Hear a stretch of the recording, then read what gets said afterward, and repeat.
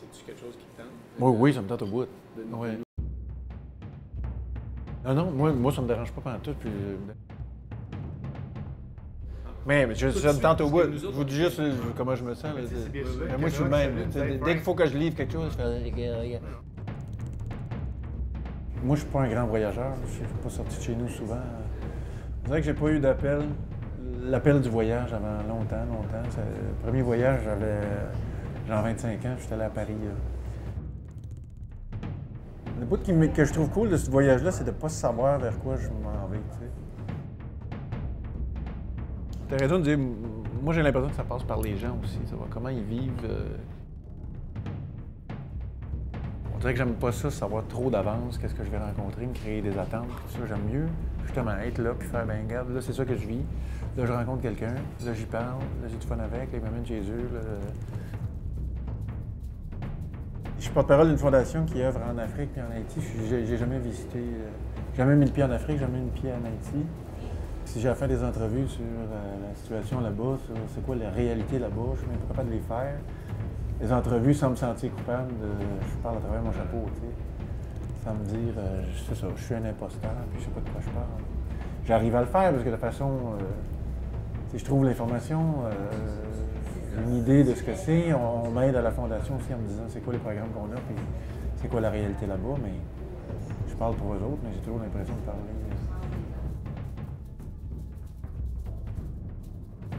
Fait que moi, malgré le fait que je pars pour aller voir un peu les œuvres de la fondation, je dirais que j'ai envie de le vivre de même, de me dire que quand tu dis c'est une improvisation, mais c'est de même.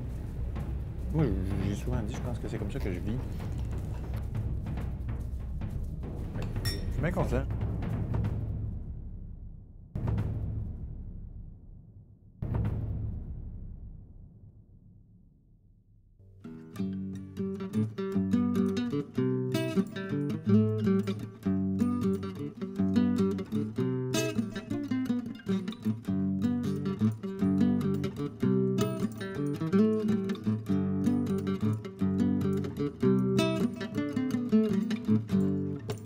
Je suis François-Étienne Paré, porte-parole de la Fondation PGL. Je suis comédien et animateur de formation et de métier. Je me définis souvent comme un grand naïf. Je venais ici sans trop connaître l'Afrique. Je n'étais jamais venu. Je connaissais pas le Mali.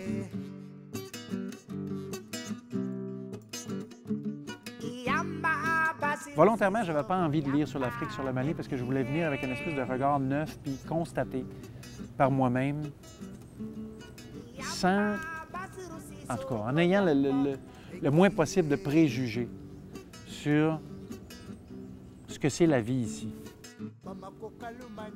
Au départ, j'étais troublé. Je me disais, il y a quelque chose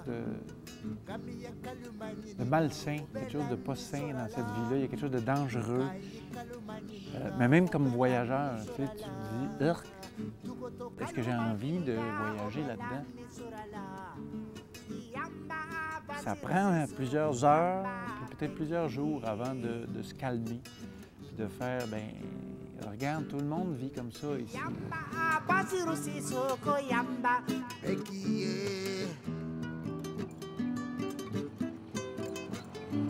Avant de faire ce voyage-là, je partais puis je me disais, ben, je sais pas c'est quoi la vie d'un enfant africain, je sais pas c'est quoi la vie d'un Africain, je sais pas c'est quoi la vie d'un prof en Afrique. Donc, j'avais toujours l'impression de parler à travers mon chapeau, de parler de façon générale, générique, puis j'avais envie de parler autrement. Alors, je vous amène voir l'école dans le village de Dogoni. C'est une école qui est faite en terre, un matériau qu'on appelle le banco ici, une espèce de briques de terre, puis c'est fini avec une espèce de crépi en terre mouillée. On va aller voir à l'intérieur de quoi ça a l'air.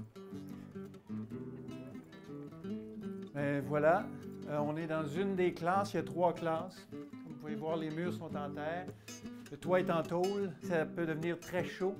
Ça, c'est à peu près tout le matériel dont le professeur dispose. Vous voyez, c'est très limité. De sentir c'est quoi, de connaître c'est quoi, puis après ça, de calmer un peu mon espèce de culpabilité, sentiment de culpabilité de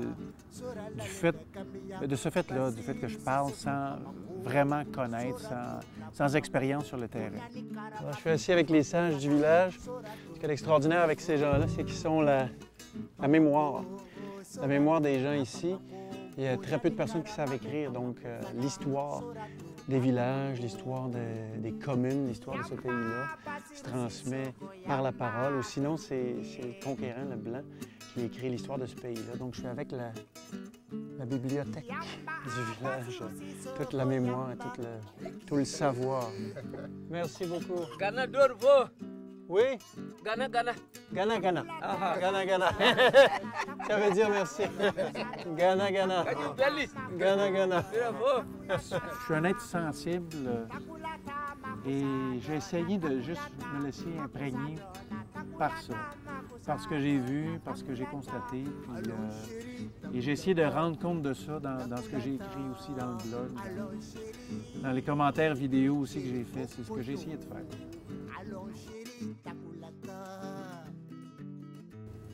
Je suis très content de ce trek-là, de cette équipe-là. C'est des gens tous différents. Et on s'est très bien entendus. Il n'y a eu aucun moment de crise. Je sentais que c'était des gens cool, prêts à tout. Des gens prêts à vivre l'aventure, à découvrir vraiment ce pays-là, à travailler fort.